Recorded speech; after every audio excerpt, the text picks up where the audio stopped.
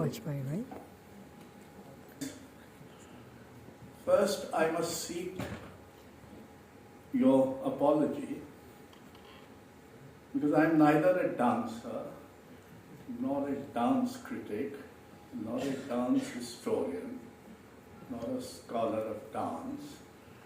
All these things which usually would qualify me to be here. What I am is someone who in the last 65 years watched dance. And we have a saying that you can get knowledge through bhakti. तो देखने से भी ज्ञान मिलता होगा. The magic that I felt watching some dancers. I had come to Delhi from a small central Indian town, Sagar. My age was 19. Launching upon a cultural literacy program for myself. I had never seen in my life before a classical dance performance.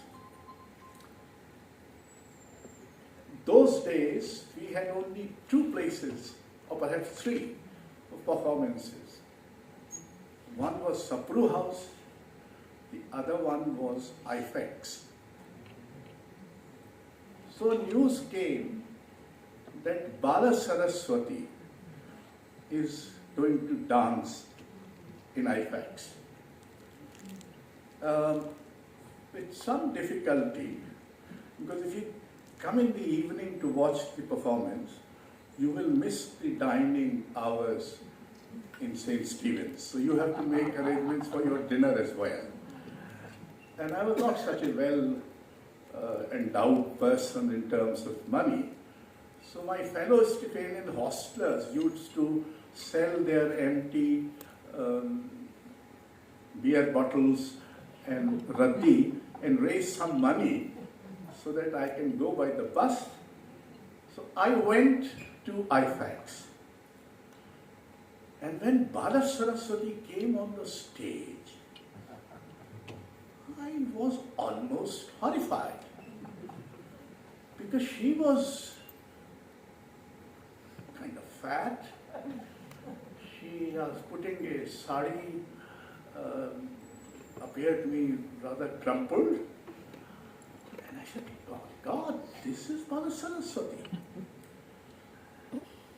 Anyway, she started. And in about 5 or 10 minutes, something started happening that the body seemed to be disappearing in its fatness, if I like. And when it came to Krishnani Begani Baro, she had turned into that fat woman, turned into Balakrishna. I was amazed. I had never seen this happen, where someone whose body did not appear to be sort of meant for dancing at that moment, to dance and to take you away.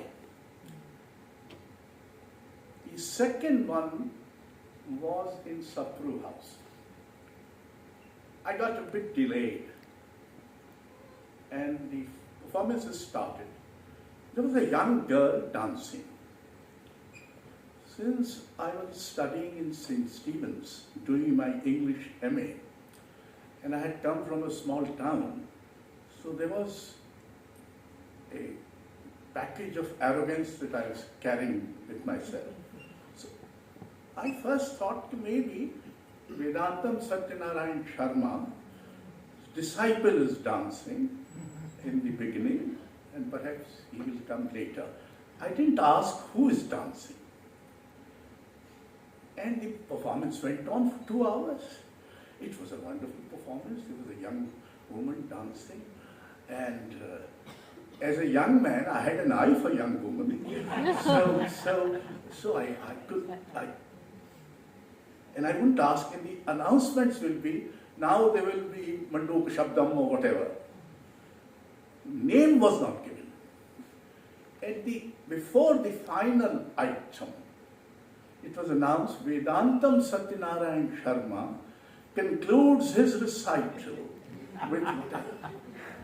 For 2 hours, I was watching a man and didn't suspect for a moment.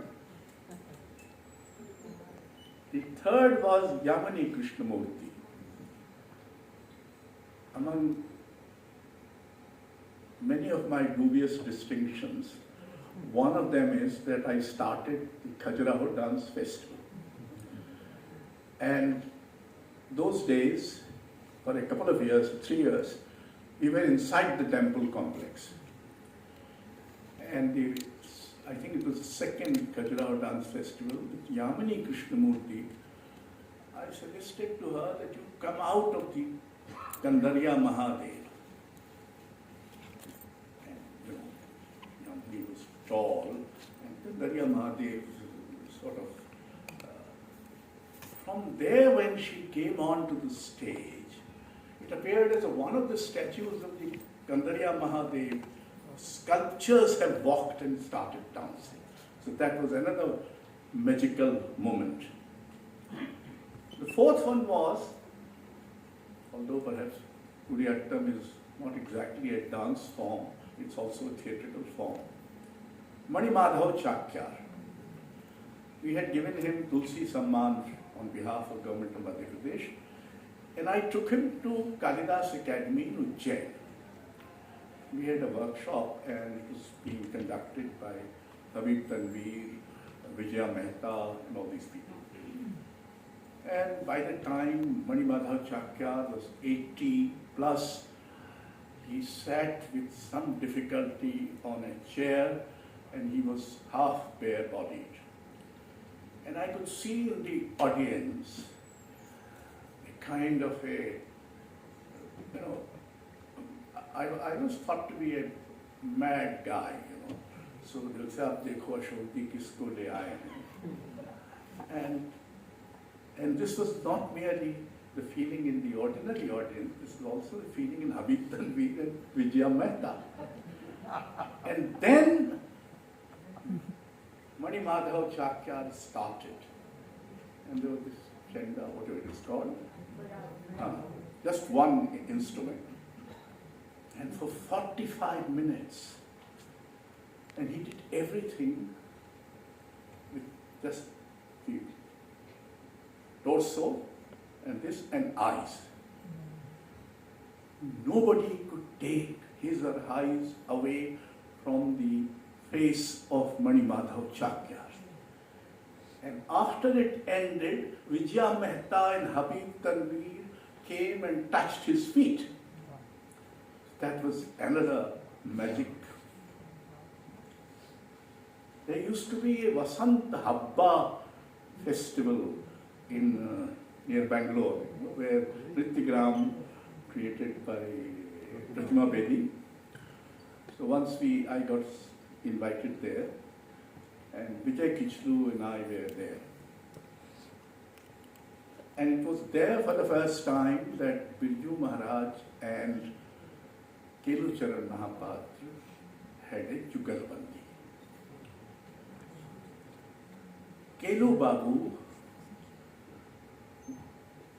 bald hat, very thin body structure, became Radha, and Birju Maharaj became Krishna.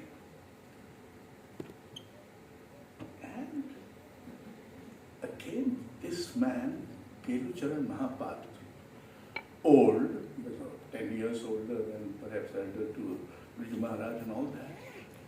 And Birju Maharaj, in my opinion, was no match to Kelu Babu's Abhinay, at least in that performance. And this man, the way and the nuances with a human body, with a male body, to give all the nuances of a female body was astonishing. Lastly, Biju Maharaj was conducting a workshop in NCPA on Naika Bhed, and he asked me to come and talk to him on Naika. Now, I was not exactly an expert on Naika Bhed, although I have known some Naikas, but I didn't quite, so I read up a lot, collected poems which says Vipralamba and this, that and the other. And we had a 45-minute conversation, which I thought was almost going to be fully disastrous. Because what I asked Biju Maharaj and what he did, they were two independent activities. So it was not an answer. And I was getting very, very let down. Until a moment arrived when Biju Maharaj, with his eyes alone, created 7 Naikas. Just with the eyes.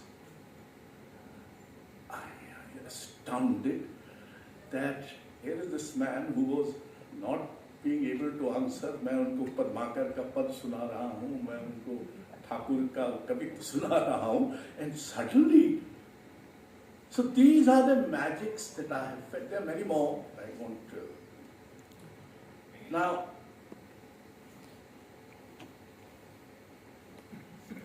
when I chose this topic, dancing away, I was reminded of a distinction a great French poet and thinker made, Paul Valéry, between prose and poetry. He says prose is like walking and poetry is like dance. And he further went on to say that in prose you go from one place to another. In dance you don't go anywhere. You remain there and yet you go elsewhere. So when I'm saying dancing away, I'm meaning this. The dancers dance here and now. While dancing, they take us there and then. And this is what really constitutes the real dialectics of a performance. The transformation of the physical space into imaginary space, into temple, into forest, into court, into mythical or historical space, all away, other than the given contemporary space. Actually, at one time I had asked this question of some dancers, that when you dance, you convert this space into something else. Supposing this space, by some method, refuse to be converted into something else, where is the dance of this space? Anyway, that's a separate question. I'm not going to it just now. Now, so, as for time, this is what it does to space. But as for time, dance invariably takes us into another time, away from the given linear time. And this has implications. In other words, dance for a while at least liberates us from the constraints of our contemporary time and contemporary space. It takes more often than not us elsewhere. Now there are two forces, these are all remarks of someone who has watched dance. and these remarks of a poet, if you find them banal or useless or irrelevant, or, my apologies.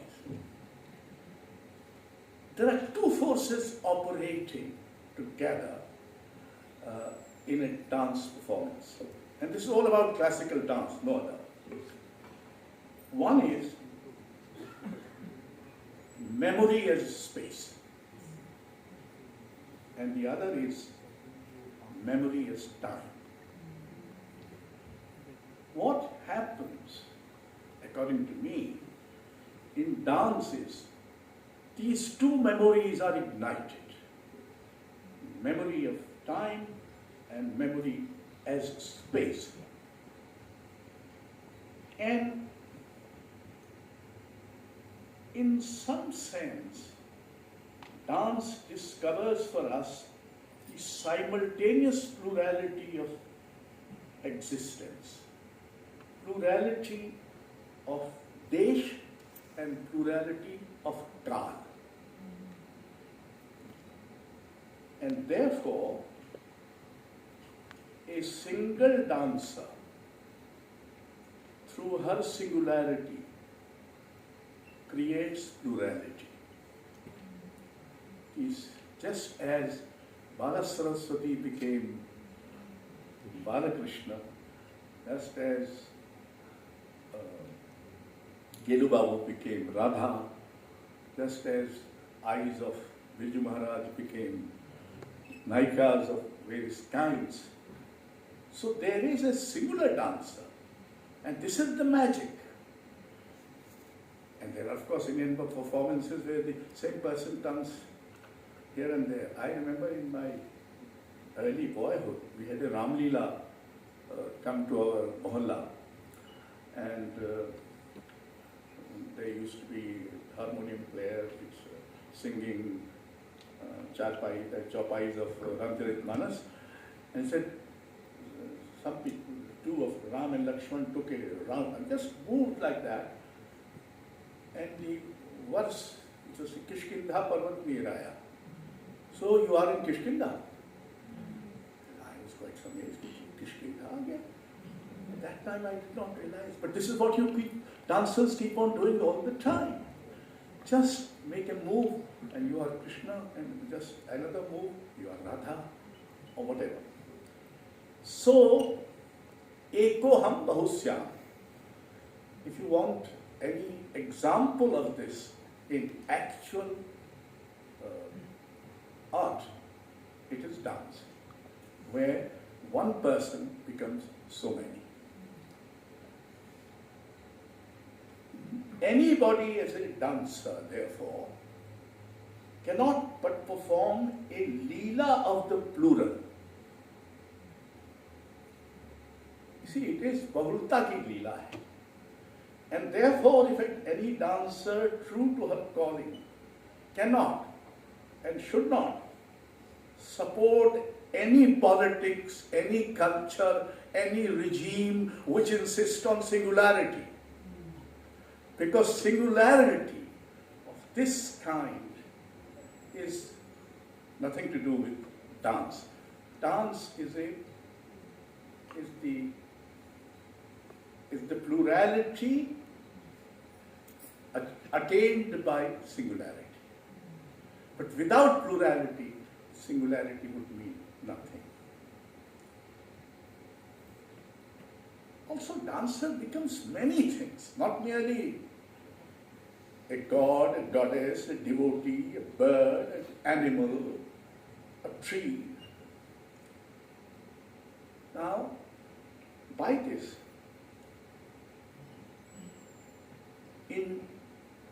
dance demolishes the existential otherness. Because it can become so many things. The dancer can become so many things. And there again, in times when so many new others are being created every day, dance, according to me, teaches us that there are no others. The otherness can be demolished by art. In fact, Dance rejects otherness. It accommodates, embodies otherness. Dances otherness in some ways. आजकल मैं कहते हैं ना double engine की सरकार होती है, तो खुदा जाने डबल इंजन की होती है कि नहीं होती है, but there is a double imagination operating in dance. Most of the narrative motives come from epics, from mythological stories, maybe historical chronicles, whatever. They are all products of imagination, somebody else's imagination. And then it is the imagination of the dancers to animate them anew. So that double imagination operating, works of imagination being pushed into animation by the dancer's imagination. Now it is again very well known that the two dominant emotions in our dance are bhakti and shringar. The dance recognizes no dichotomy between the spiritual and the sensuous. In fact, it locates the spiritual in the sensuous and discovers the sensuous in the spiritual. Oh, thank you very much. So kind of you. So, in dance, if there is too much emphasis by whatever, too much on the spirituality, it becomes religious. If there is too much stress on sensuousness, it can become obscene, or at least unacceptable. So what happens is that the dancer is able to not create a fusion, but something organic, so that the bhakti does not exist without shringar, and shringar doesn't exist without bhakti. And also, if you notice, both bhakti and shringar are also ways of coping with the other. In shringar, the other is the lover. In bhakti, the other is the cosmos or God or whatever. So, in bhakti, the other, the large cosmic other manifests itself. In shringar, the other is embodied. It is, the word embodied is very apt here. Our classical dances, plural as they are also a civilizational legacy. You know, when one of the things that has happened under the influence or under the vast impact of Western classical music and Western, everything is dominated, everything is eaten up. So you have a Tokyo Philharmonic, you have Beijing Philharmonic, etc. But our classical music and our classical dances are the two forms of creative expression which remain undevoured by the Western canon. And all too often, India is recognized abroad among the sort of ordinary people, either by Gandhi or by classical dance and classical music. These are the two civilizational signposts.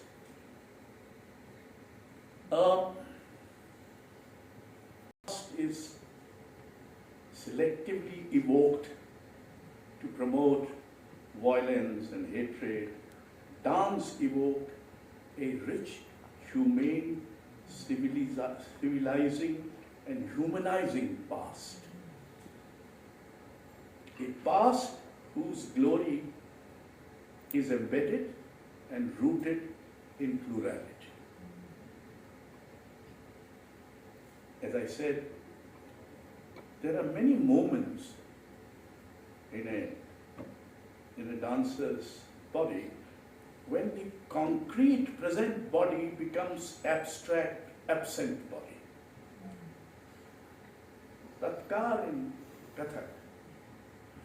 And if you watch, when first time, I think it was Vijay Maharaj again, somebody like him, or was it Durgala? I don't remember. When Tatkar took place, although the body was there and the body was doing Tatkar, but you got so glued to the feet that you more or less stopped seeing the body.